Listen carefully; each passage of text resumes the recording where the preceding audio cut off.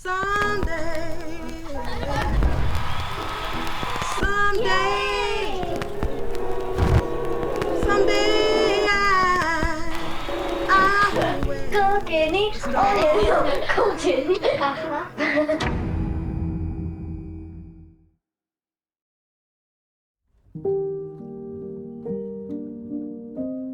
Anjing, this shit is beautiful. I mean, look at it. This is better than cold water at 3 a.m. This is better than 2016 Golden State Warriors. This is better than Ice One or something. This is better than Margaret Qualley and the Substance.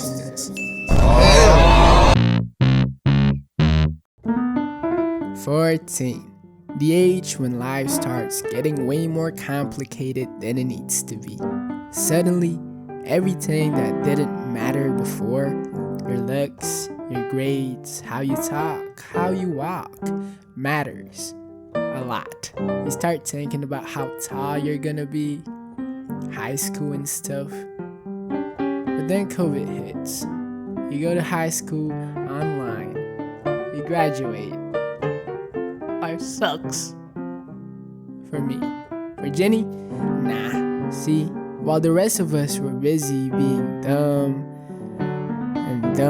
she was busy doing business. At 14, she figured out what most won't. Her destiny. But she didn't just figure it out. She acted on it. And then made it happen.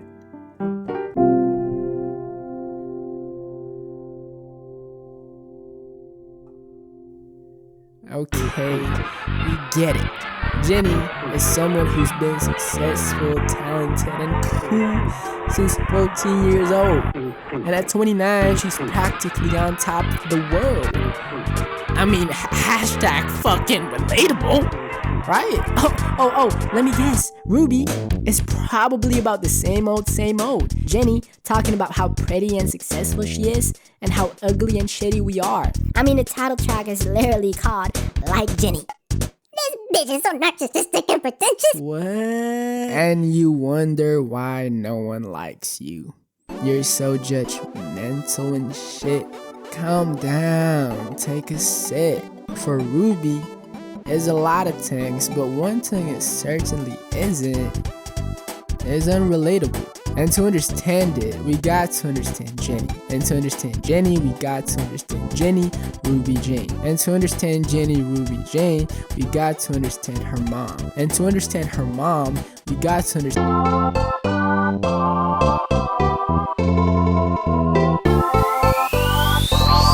From a very young age, Mama Jenny had a clear idea on who she wants Jenny to be. A free individual who's aware on how big the world actually is. That's why, at 9 years old, on a family trip to New Zealand, when her mother asked her if she liked it there and wanted to stay, Jenny said, "Yeah?" 1 year later. "Hi, my name is Jenny." And despite that being the only thing she could say when first moving there, she adjusted to the lifestyle rather quickly. I was actually happier than anyone I knew. I adapted literally in a day. Like, my mom called me on my second day. Ring. "Are you alright? Do you miss me?" And I said, "Mom, I gotta go. I have trampolines to jump on." Jenny would spend the next 4 years of her youth in New Zealand. There, she was exposed to all kinds of perspectives. She learned that there isn't just one way to live, that being true to yourself and doing what makes you happy is not only okay, but essential. So, naturally, her years in New Zealand were spent being free. I would just wake up one day, feel like doing something, and I would just go ahead and do it. I was able to have that life back then. One thing that symbolizes this freedom is the name Jenny Ruby Jane. A name Jenny gave herself simply because all her friends had middle names and she didn't. But despite having a whole new name, new friends, and a completely different way of life, Jenny never lost touch with where she came from. Living in a Korean homestay, she continued to eat Korean food, watch Korean films, and most importantly, listen to Korean music. That's when she was first introduced to the flashing lights of K-pop. Seeing how it could resonate so deeply with people halfway across the world sparked something in her. In that moment, she saw the possibility of being more than just a fan, of becoming part of the story herself. By the age of 14, having completed her education in New Zealand, Jennie stood at a crossroads. She could either continue her studies in the US or return to Korea to pursue a dream that had quietly taken root. As we all know, she chose the latter. After coming back to Korea, she immediately auditioned for YG, got in, and after that, it was pretty much survival of the fittest. Upon entering, you will be given a role. Now, whatever this role might be, even if it is the complete 180 of who you truly are, grab onto it. Remember, it's all gonna make sense when you eventually debut. Okay? Oh! You have short hair. Okay, masculine vibes. Okay, you're obviously the tomboy of the group. Oh, you cannot do anything? But you're really pretty though. You know what? We got the perfect role for you. Visual/sub vocalist. Oh, you can't sing. Okay, you're the rapper. All of this sounds stupid, but guess what? What? It's real. And Jennie was no exception. She became the rapper of the group because she was the only one who was able to speak English fluently. Okay, now that you understand your role, let's put it up to the test. At the end of every month, you will perform to us a solo song, a group song, and a dance song. And we will see if you're actually the person we think you are. Oh, congratulations, you've made it through your first year. You've been beyond impressive, by the way. Oh, I see you've gotten really close with some of the girls there, huh? Yeah, well, they're not good enough. But good news, we got this new girl here. She can speak English just like you. She doesn't know anything about rapping, but we can tell she has swag. So, you'll probably get along really well. But don't get along too well, if you know what I mean. Jennie was in the system for 6 years. But she ended up debuting. So, debuting in 2016, Blackpink's arrival was nothing short of explosive. The group was an instant success. People loved them. Especially Jennie. Especially Jennie. Especially Jennie. In any girl group ever, there's always a Beyonce. And for a long period of time, Jennie was her. But with the spotlight came a narrative she couldn't control. Just months after her debut, whispers of favoritism began to circulate. YG's princess, they called her. People pointed to her styling, her brand deals, her position. Always front and center, always dressed in the most eye-catching looks. To some, she was being unfairly elevated above the rest. And when fancams surfaced showing her half-assing her performances, those whispers grew into accusations. Lazy, spoiled, ungrateful. It became a cycle Jennie couldn't escape. One moment, she was back, smiling, glowing, being energetic. The next, she was not. Years passed, and Jennie remained one of the most talked about figures in K-pop. Her fashion, her attitude, her aura, but rarely was the conversation about her as an artist. Her identity was reduced to labels like pretty, influential, lazy, it girl, spoiled. The only music-related thing strongly tied to her was that of a rapper, a role Jennie admitted to struggle connecting with. So after our debut, we did like 6 songs where I would just rap, like seriously rap. And along the way, I kind of got confused because the more I did singing and music, I came to realize that there's a big side of me inside that I love to sing, just play with my vocals.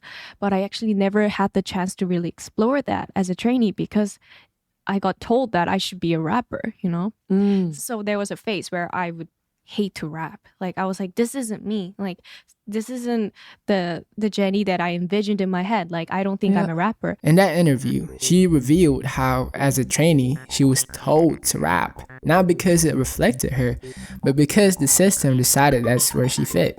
Over time, she grew to enjoy it. But even now, her tone shifts when she talks about it. Hesitant, uncertain, shy, like someone still finding their voice. I am lucky enough to have a choice to be a crazy rapper, but also sing. Blackpink's discography, largely shaped by men, left little room for that voice to grow. They didn't make nor write their own music, never released a conceptual album, and in nearly a decade, only produced 32 songs. In many ways, her years in K-pop shaped her into the icon that she is today. But it also stunted her growth as both an artist and a human being. Jennie, despite her years of experience, is still in many ways a baby. So what about Ruby? Ruby is a project that is built upon reality. The reality that Jennie is at heart adventurous and independent, but was raised in a system that is inherently conservative and often discourages authenticity. The reality that while K-pop gave her a platform, it also boxed her in. It left her on her own, grappling with struggles of identity, artistry, and her own humanity. Ruby is not a rejection of her past, but an honest reckoning with it. A way of making peace with all the constraints and contradictions that have, fortunately, shaped her. It's Jennie trying to reconnect with the girl she once was. The girl in New Zealand who gave herself the name jennierubyjane because all her friends had middle names and she didn't. The girl who was free. Because after all the noise, the highs and lows, maybe that's what Jennie has been chasing all along. Freedom.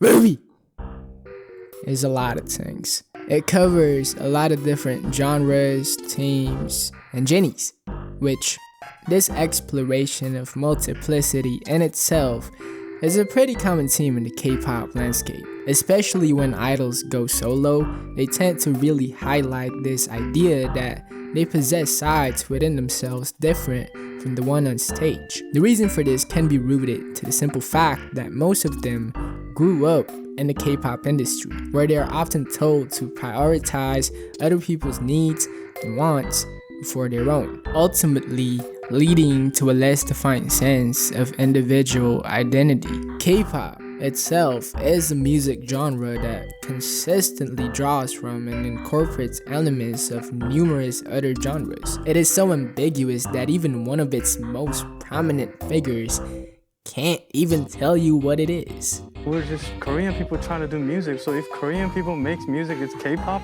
I don't even get it, like, it's Korean pop. So it's the only thing is language. Why don't they do that for every country? What is K-pop? So yeah, Jennie playing around with different sounds and stuff in general is not a concept. It is literally a struggle that she and her peers has to deal with for most likely ever.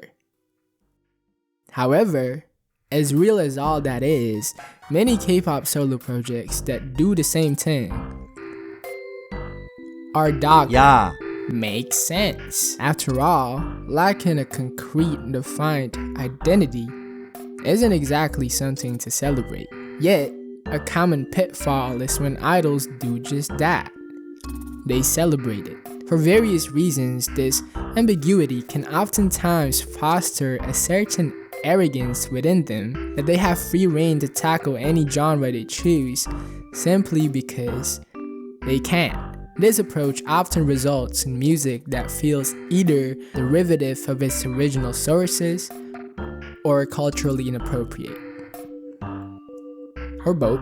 With Ruby, however, this is not the case. There's a strong sense, evident from the production team to the music itself, that Jennie is approaching all the genres and cultural influences with respect and care. Rather than emphasizing her different sides, she chose to emphasize her artistry, her taste, her sound, her lyrics. To me, this shows a more mature perspective that instead of treating her different sides as a mere marketable concept, Jennie sees it as an actual struggle, and Ruby is simply her way of dealing with it.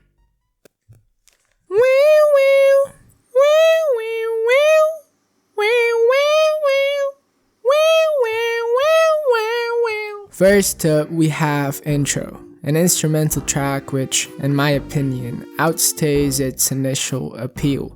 In around the 30-second mark, the track undergoes a noticeable shift, transitioning from somewhat cinematic to just full-on lo-fi, which Sosa Chiefy Keef I don't like. An intro track should, at the very least, set the tone for the rest of the album. This song does not do that. Sonically, it couldn't be more unrepresentative of what Ruby is, and the very not smooth transition into the subsequent track creates a rather jarring start to the Ruby experience. Ooh, wanna ride with Jennie? Jennie. I wonder who this song is about. Is it Jennie? Like Jennie is a braggadocious anthem about Jennie, sung by Jennie. At its core, the song is corny, obnoxious, you name it. But the production, that second verse, and the fact that it is performed by Jennie made the song good. For now, see, despite its obviously chaotic and electrifying production, the song is remarkably empty. Other than that second verse where Jennie aggressively delivered an energetic, shouty, people who don't know Korean might think she's saying some serious political shit, but no, the lyrics are just an elevated version of what we were used to in Blackpink rappers. There's nothing else in the song that is worth coming back to after 20th listen. A good comparison would be A$AP Rocky's Lord Pity Flaco Jode 2, which, just like Jennie, is obnoxious, short in length, and relies heavily on its production. But what makes LPFJ2 evergreen is that rather than merely rushing towards the chorus, Rocky dedicates way more time and attention to his verses, providing lyrics competent enough to balance the repetitive hook, thereby making the inevitable Flaco, Flaco, Jody, Jody, Flaco, Jody, Flaco, Jody, Flaco, Jody, enjoyable. Like Jennie, in contrast, leans heavily into its repetitive structure. Just 10 seconds into this barely 2-minute track, Jennie whispers, "Don't bore us, take it to the chorus." And the hook that goes, But have you ever met Jennie? Jennie, Jennie, Jennie, Jennie, Jennie, Jennie. It's Jennie, Jennie, Jennie, Jennie, Jennie, Jennie. Yeah. takes up approximately 40 seconds of the entire track. As it is, Like Jennie would have been a much better fit as an intro in an album that is cohesive with both its sound and narrative. The way the sound builds up and the "Have you ever met Jennie 8 times" would have actually been genius if the rest of the album was actually about Jennie. But unfortunately, this is not that type of album, as in the next track, Start a War, we experience a complete shift not only in sound, but also narrative. We have to us here a dreamy pop song with a mellow R&B twist where Jennie sings passively aggressively about her willingness to start a war for a loved one, which straight away, the concept of Jennie starting a war for someone else feels off when compared to the persona established just a track before in Like Jennie. Like, that girl wouldn't do anything, let alone start a war for anyone but herself. But I digress. After all, Ruby, It's like a buffet for you guys. yep, that's right, and start a war is like salad. It's shit. Nah, I'm just kidding. I don't know, man. I don't know how to metaphorically tie this song to a buffet. I've only eaten one like twice in my life. Anyways, Start a War is not shit. It is a catchy song that's unfortunately unrecognizable in every aspect. It tells a story of a toxic relationship that is both destructible and irresistible. And here, Jennie failed to give a fresh perspective to this beaten to death concept. It uses one of the most common melodic structures in pop. The lyrics are bland, and the way Jennie delivered it doesn't help at all. She sounded like SZA here with a mix of rosé and never like Jennie. And to put a song where you're practically unrecognizable straight after Like Jennie, which promised us the introduction of Jennie, is a tad bit criminal.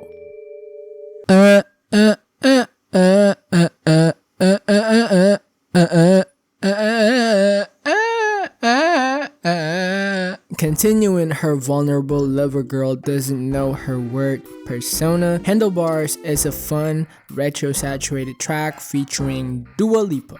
And quite frankly, the presence of Dua Lipa feels essential here because the song sounds almost entirely like a Dua Lipa track. At its core, it's a structurally simple song where Jennie and Dua Lipa crushes hard, so hard to the point where a single kiss made Dua Lipa lost her mind for 7 days and 7 nights, making her unable to eat, sleep. Baby, it's true. Yeah, I know this was not the intention, but this song is very funny. The lyrics perfectly captures the dramatic highs of falling in love from a high schooler perspective, mixed with the slightly unhinged intensity of falling in love one might associate with perhaps deluded, jobless, and surprisingly alcoholic middle-aged women. Jennie and Dua Lipa, being the 29-year-olds that they are, delivered these lyrics with such passion and conviction that it creates this beautiful contrast within the song, giving it a flawless and congruous combination of a young Taylor Swift and D'Angelo. The music video adds a whole nother layer to this feeling, where in it, we witness Dua Lipa and Jennie doubling down on their serious approach, keeping a straight face the whole time while singing lines like, "I could be the rest of your life," or whatever. And the excessive use of film burns and glow effects and glass shatter effects and green screen, the heart sign overlays, the way they cut it is so random. 1 minute you see Jennie just absolutely feeling it, and then all of a sudden Dua Lipa's whole face is just on the screen. It's a masterpiece. IU.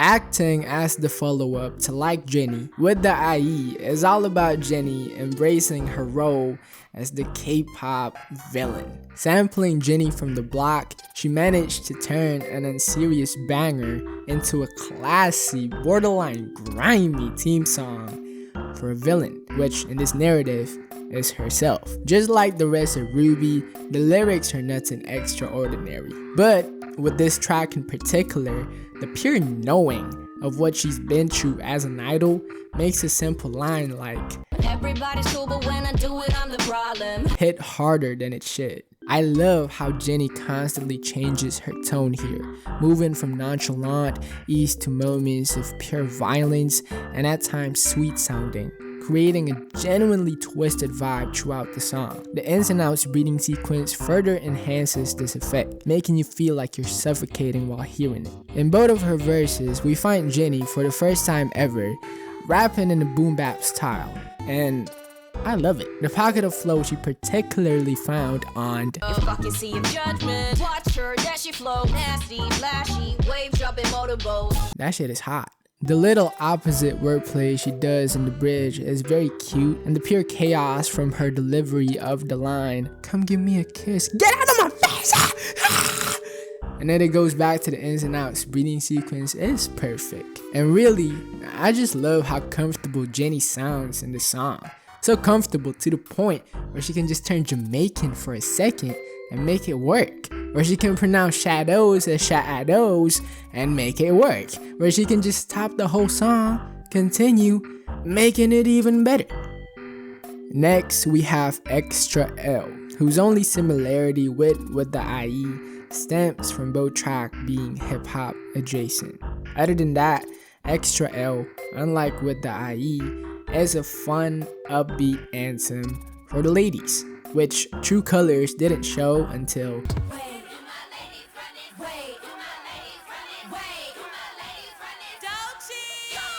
came in and took over. See, Doechii delivered her verse with such presence that it made the section surrounding it feel rather introductory and complimentary in comparison, making the track feel more like a Doechii song featuring Jennie than it is the latter.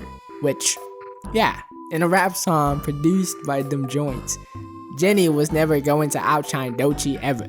And I think Jennie herself knew this. That's why she deliberately delivered her lines in a way that doesn't do anything more than compliment Doechii. Which, kudos to Jennie for making the right decision, because this song is just getting better and better after every listen.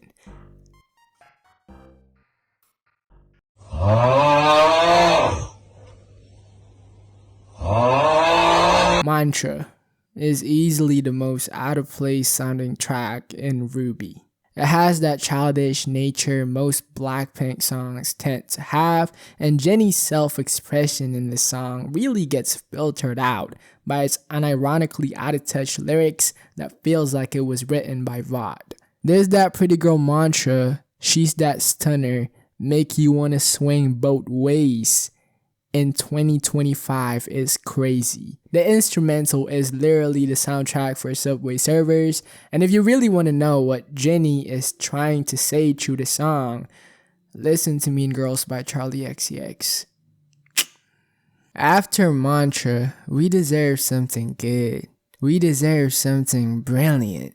We deserve Love Hangover. Yes, sir. Yes, sir. It's, in my opinion, the most thoughtfully produced song on RWBY. With R&B infused melodies, jazzy undertones, and an overwhelming stack of vocal harmonies, it's the kind of song you'd never expect someone like Jennie to attempt, let alone pull off. The track explores a toxic relationship that's neither good nor bad. For the two lovers, they're very much innocent victims of their own dark, twisted, and complicated feelings. Lyrically, it contradicts itself line after line, mirroring the emotional push and pull between two people stuck in a loop of dysfunction. Jennie's soft and unhinged delivery contrasts perfectly with Dominic Fike's nonchalant delivery, creating a dynamic that feels chaotic yet oddly balanced. Ultimately, the gist of the relationship revolves around the question, what's worse, the pain or the hangover? A question which Jennie and Dominic Fike was unable to answer throughout, eventually creating a loop of constant back and forth that summited in the outro of the song, where Jennie's vocals dissolve into a warped, hiccuping rhythm that feels on the verge of exploding, while Dominic Fike's infectious single, double, triple back is constantly repeated. It builds like we're headed for some kind of resolution, maybe even a happy ending, until the song cuts off abruptly. The fallout continues in the song's intro, where Dominic's chopped and screwed voice delivers the lingering echo. Old, I'm so old. This love ain't old. As you can see, this is a very concept-heavy song that embraces complexities. Complexities that did not translate to the music video, which unfortunately simplified the song's essence to the point where it kinda pisses me off. It begins at a funeral. With quite a few people at attendance, we watch as Charles Melton, aka the boyfriend, deliver a heart-wrenching eulogy for his now dead lover, Jennie. The love Jennie and I had made us both feel so alive. I'd like to believe I can keep Jenny alive with all our memories that made us. Us. Going to the drive-in, fancy dinners, or bowling competitions. I won't let her die again, but I will try to let you go. The rest of the music video takes a closer look at all these memories that made them them. The first memory takes place in the movie Drive-In. The film was Godzilla, and for some weird reason, Melton was really into it. Jenny, understandably, was not feeling it. And when Melton eventually went for the kiss, she froze. And boom! Out of nowhere, the Godzilla burst out of the screen into real life. And whilst everyone else ran away, Jenny stood still. The second memory takes place in a restaurant. This time, we see Melton smiling uncontrollably. His eyes spark every time he looks at Jenny. He's in love. Jenny, on the other hand, is sitting across the table, visibly uncomfortable. She grabs her drink, took a sip, and then choked herself to death. The third memory takes place in a bowling alley. Melton hit a strike. Jenny didn't give a fuck. She stepped up to the line, only to mess it up big time. Why does she not give a fuck? Is Melton that good of a fuck? For her to still come back to another date which takes place in a carnival out of all places? Fuck! The fourth and final memory sees Jenny holding up a balloon while Melton is trying to win her a teddy bear that she clearly does not want. We watch as Jenny floats up and up and up until a lightning struck. She then falls down all the way to the coffin of the present, therefore creating a loop of hell the original song had. As far as quality goes, this music video is very good. It's funny, it looks nice, and it's effective in its storytelling. But there is a significant disconnect between the relationship portrayed in the song and the one we see in the music video. In the song, we're dealing with two equally flawed people who care more about their own twisted feelings than anyone else's. The music video, on the other hand, shows a clear-cut dynamic between a dumbass who's genuinely in love and an asshole. Scumbag, jerk off. I feel sorry for my boy Melton, man. His eyes were sparkling. He was smiling through every moment. During the bowling date, he didn't even do the whole, "Oh, here's how you do it" move. Judging by the music video, he's a good guy. So, my question is, 1. Why does Jenny hate him so much? 2. Why does she keep coming back? The music video sacrifices the answer to these questions for, well, simplicity, which for me is a big deal because without it, there's no actual reason for the relationship to be the way that it is.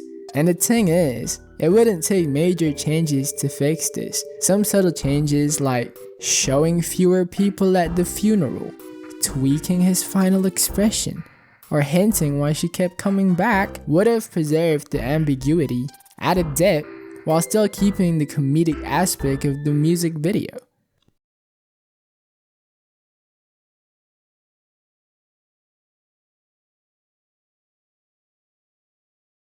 Zen is the conceptual cornerstone of Ruby, the song where everything crystallizes. It's Jenny's clearest statement yet, a declaration of who she is and the complex journey it took to get there. Minimalist but monumental, it reflects the essence of Ruby itself, a commitment to reality, to authenticity, and to the understanding that identity isn't fixed. It's layered, contradictory, and constantly evolving.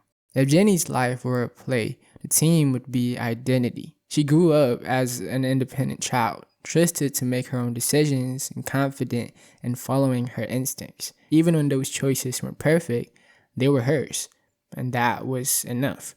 But At the end of the day, she was still just a kid, someone who saw the world as is, without realizing that the most glamorous things oftentimes require the most gruesome process. Still, during her most formative years, she made a decision that would change everything. She wanted to be a star. Jennie entered the K-pop world with the wide-eyed belief that stardom meant freedom. What she found instead was a system that demanded silence, obedience, and conformity. To survive, she sat, listened, and followed. And with each decision made for her, she drifted further from the person she once was. The irony is, she achieved exactly what she set out to do. She became a star. But the cost was undeniable. Her 20s were spent performing a version of herself that wasn't fully hers. She was Blackpink Jennie, the it girl. But the further she climbed, the emptier it felt. Success, when built on someone else's blueprint, rarely feels like success at all. Type shit. And that's where Zen comes in. It doesn't pretend to resolve these contradictions. Instead, it embraces them. The song is a high art statement, both sonically and visually. Built around pounding imperial drums, intense minimalist production, it oscillates between sparse verses and an industrial tinge chorus. It's a sonic tension between control and chaos, emptiness and overload that mirrors Jennie's current state. The lyrics aren't the best, but that's because Jennie's not the best lyricist. And for the rest of the album to say, oh, the lyrics are a huge turnoff would be a fair criticism. But in the case of a song as atmospheric and conceptual as Zen, it actually works. The minimalism feels intentional here, almost poetic in its restraint, much like Woes by Kanye West, where the mood and emotion carry more weight than the words themselves. The music video reinforces this idea. We see multiple versions of Jennie,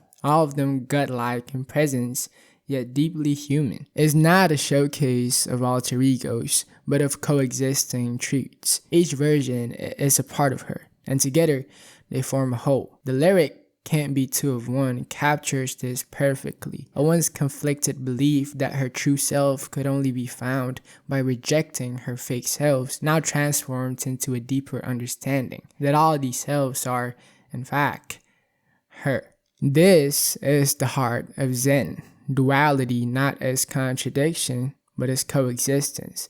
Jennie is Blackpink Jennie. Jennie is jennierubyjane. Jennie is a superstar and a young woman still trying to understand herself. She's art and image, freedom and control. Her lack of a clear, fixed identity is, paradoxically, her most honest truth. And to reach this kind of clarity not only requires an immense amount of self-reflection, but it also requires grace. The kind that says, this happened, I can't undo it, but I can make peace with it. Zen doesn't present Jennie as someone who has it all figured out. Instead, it shows her trying to reclaim her voice, trying to reconnect with her instincts, trying to create, not just perform. Through Zen, I can feel that she's no longer chasing a version of herself she lost. She's accepting that all of it, the contradictions, the compromises, the confusion, is part of who she is. At the end of the day, Zen poses one simple question. Are you having fun? And through this song, through this album, the answer seems to be finally, damn right, I did that, damn right, yeah, damn right, yeah. We got a sex song from Jennie. Sure. I mean, yeah, the song's amazing. It's a sultry slow jam laced with Kali Uchis's heavenly vocals and that childish Gambino flair we all know and love. It's the kind of track that thrives in soul and improvisation, which is where things get a little shaky. Jennie plays it safe here. She just kind of followed the rules, delivered what's expected, and while it works, it doesn't soar. Kali Uchis, on the other hand, glides through the track like she owns it. Her vocal harmonies are straight up celestial. The flavor she brings to every line, especially how she stretches that "dew," is pure magic. And then Childish Gambino steps in, elevating the song with a whole new layer of depth and personality. The high notes, the Andre 3000-esque rap verse, the overly dramatic "yeah." It's parody and perfection rolled into one. Wow! What an album! 10 tracks, solid all around. I mean, thank God she didn't drag it out by putting fillers towards the end.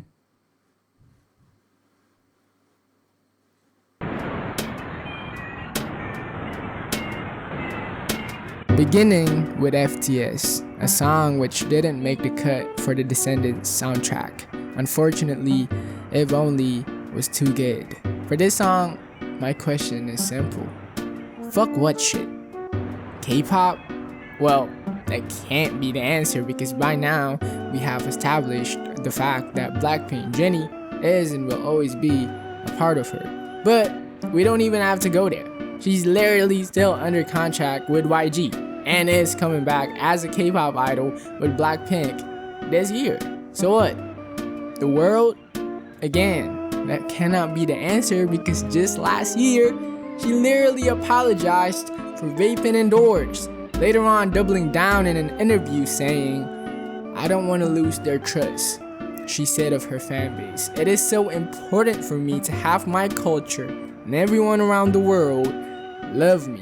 So yeah, Jennie is still very much in the game. She's not above it. She's not looking down. But in this song and a few other songs in this part of the album, it feels a lot like Jennie is doing exactly that. Rather than accepting and embracing reality, she portrays this image of someone who's got it all figured out when we all know that's not the case. This lack of grasp in reality continues in Filter, a song that encourages you to take off your filter and just be you, because you being you is more than enough.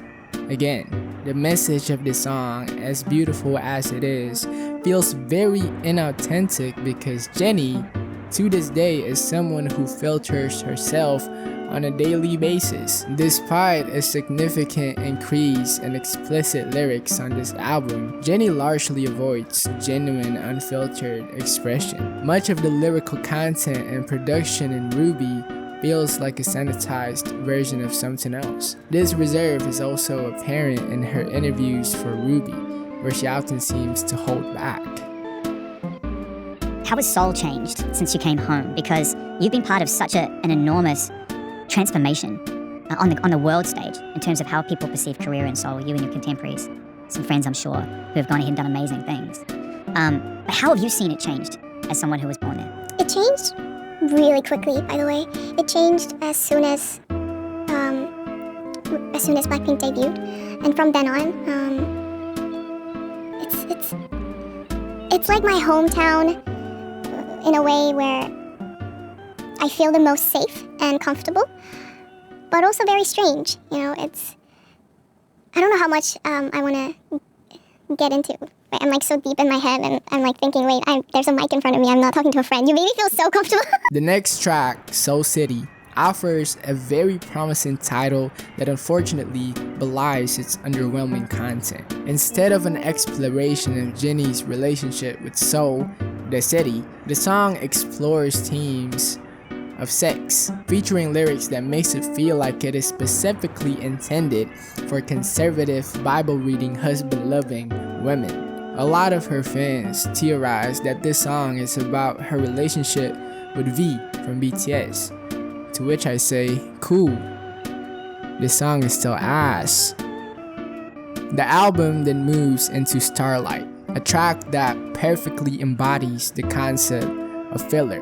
Its use of narration in both the intro and outro feels like a desperate attempt to put meaning into an inherently meaningless song. The lyrical content itself meanders through disparate and underdeveloped ideas, from mentions of Novocaine to aspirations of making her mama proud and then levitating to the 808. It also features one of the worst lines in music history in "When the stupid tots started getting louder, said bitch chill out and took a cold shower." Oh yeah, and also listening to the chorus of the song is a challenge.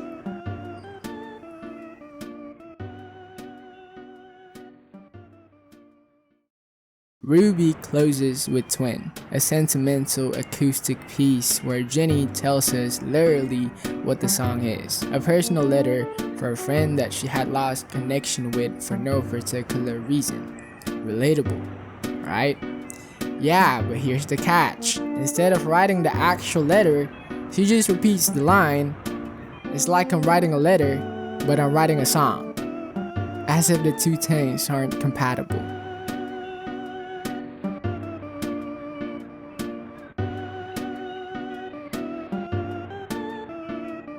Jennie herself said that Ruby is like a buffet, something for everyone. And yeah, that perfectly captures what this album is. A project that encourages you to pick and choose rather than consume as a whole. Ruby isn't an album you experience front to back. It's something you need to rearrange, curate, and reimagine to make sense. As it is, Ruby is a tough listen. Transitions between tracks are abrupt, and the lack of sonic and conceptual cohesion makes it difficult to understand what Ruby even is. It's structured in a way that capitalizes on the way people consume music today, piece by piece, moment by moment. Marketing-wise, smart. Artistically, there's a bit of a question mark. What Ruby attempts is ambitious. It tries to exist in two opposing worlds at once, braggadocious and substantive, obvious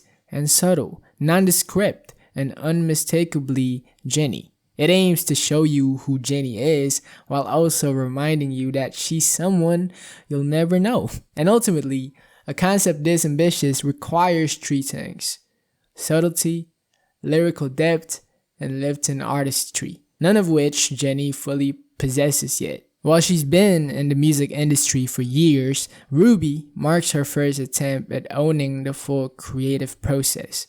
And it shows, from its lyrics that have the tendency to make sure that people know what it's about instead of naturally letting people think and feel on their own, to its visuals and overall aesthetics that feel like oil paintings at a dentist's office, to the massive gaps in quality, the fact that Zen and Mantra is in the same album. It's hard not to question whether the focus was on the album itself or on just proving her artistry. In the end, Ruby reveals more about Jennie than it does about Ruby. It's less an album, more a mood board of her potential. And this doesn't mean Ruby is terrible, just overrated. It's not album of the year, nor does it deserve the 7.2 rating on the website album of the year. Which brings me to the main point that I wanted to bring up in this conclusion part of the video. See, Jennie's growth as an artist goes hand in hand with how her fans operate. And no matter how much effort Jennie puts into evolving artistically, it will be difficult for her to truly grow as long as her fans continue to treat her and her music as something beyond critique. Their obsession with numbers and the way they treat music as a competitive sport creates this toxic cycle where honest feedback gets drowned out by blind praise. Ruby is a clear example of this. It's being hailed as a masterpiece by many of her fans, but much of that praise feels more like narrative building than genuine analysis. And when her next project drops,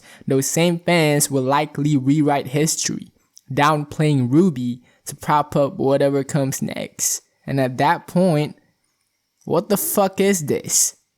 WWE? This overhype also promotes a culture of over-analysis, where every lyric must be deep and every word carries some kind of symbolism. Platforms like Genius are flooded with fan-written annotations that reaches beyond the Kepler solar system. This behavior was only encouraged through Jennie's interview with Zane Lowe, which, if you haven't watched, was basically 48 minutes of this. I need you guys to be intellectual for this one. I need you guys to be very, very intellectual. Yes. What do you think the prison program of the intellectual radiography of the commendamizes areas in the house? So, it depends what institution you're talking about. 100%, I understand If you that. come from California, you're following the Quebec. Oh, of course. Yeah, but Yeah. if you're living here, it's all about the equator. The way it comes out on the left a little bit, 1 degree Celsius minus 4. Yeah. You know, that's why Michael Jackson has actually got 40 navigations. 100%, and that's actually why Drake and Sharky have the same blood type. Listen, I like Zane Lowe. I think he's an intelligent guy, but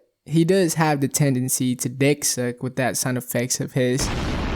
And especially in this Jennie interview, it really did feel like he was given a script to basically promote the part where it all falls apart as the deep and personal part of Ruby. The repeated insistence that certain tracks is obviously personal or clearly deep, followed by vague generic explanations from Jennie, and then cut to Zane Lowe just doing the fucking most. Oh my god! Jennie, that is so profound!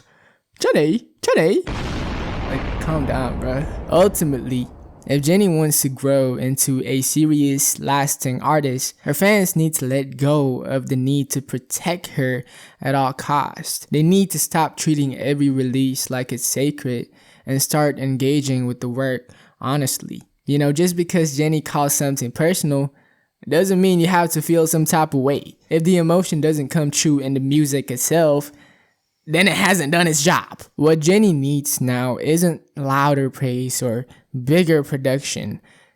It's restraint, subtlety, trust in the audience, and intelligence. Because great art isn't obvious. It doesn't scream, "I'm happy," or "I'm sad." It lets you sit with it, struggle with it, and draw your own conclusions. That's what Ruby is missing. To end the video, Ruby is a solid showing of Jennie's artistry. It shines as a statement of identity, but fails as a cohesive artistic work. And hopefully, Jennie's next project will be less about proving she's an artist and more about the art itself.